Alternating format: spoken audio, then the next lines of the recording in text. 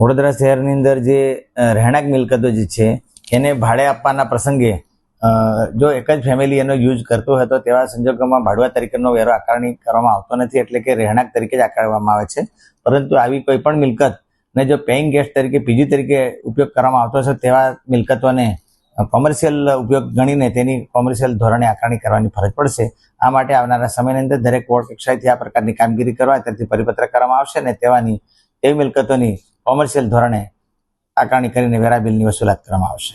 Sir, કોઈ સર્વેની કામગીરી હાથ ધરવામાં આવી છે અથવા તો કોઈ કયા પ્રકારની સૂચના આપવામાં આ પ્રકારના રહેણાંક મિલકતોમાં જો કોમર્શિયલ એક્ટિવિટી થતી હશે, પીજી તરીકે ગણાતી હશે અને તો ઉપયોગ કરાતો હશે તો તેવા મિલકતોને હોસ્ટેલ તરીકે ગણીને આકારણી કરવાની નીતિ વડોદરા મહાનગરપાલિકા પ્રત્યેથી અમલમાં છે જ, પરંતુ ખાસ કરીને આને વધુ એક્સટેન્સિવલી કરી શકાય તે માટેથી એક અલગથી પરિપત્ર કરવામાં આવશે અને આવા મિલકતો આઈડેન્ટિફાઈ કરીને તેના કોમર્શિયલ ધોરણે આકારણી કરીને વેરા બિલ વજવણી કરવામાં આવશે.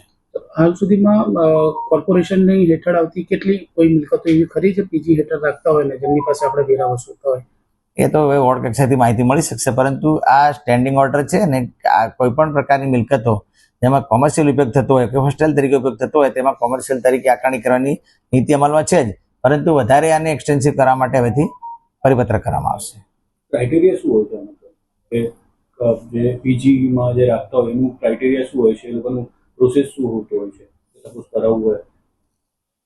ના, એટલે કોમર્શિયલમાં અત્યારે અમારે લોકોને રેસિડેન્સ પ્રોપર્ટી હોય અને કોઈને ભાડે આપે તો અમે રેસિડેન્સ તરીકે જ આકારણી કરીએ છીએ અને કોમર્શિયલ આકારણી કરતા નથી. પરંતુ જો પીજી તરીકે ઉપયોગ કરતા હોય તો તેવા મિલકતોને આપણે એને હોસ્ટેલ તરીકે ઉપયોગ કરીને કોમર્શિયલ દ્વારા આકારણી કરીશું.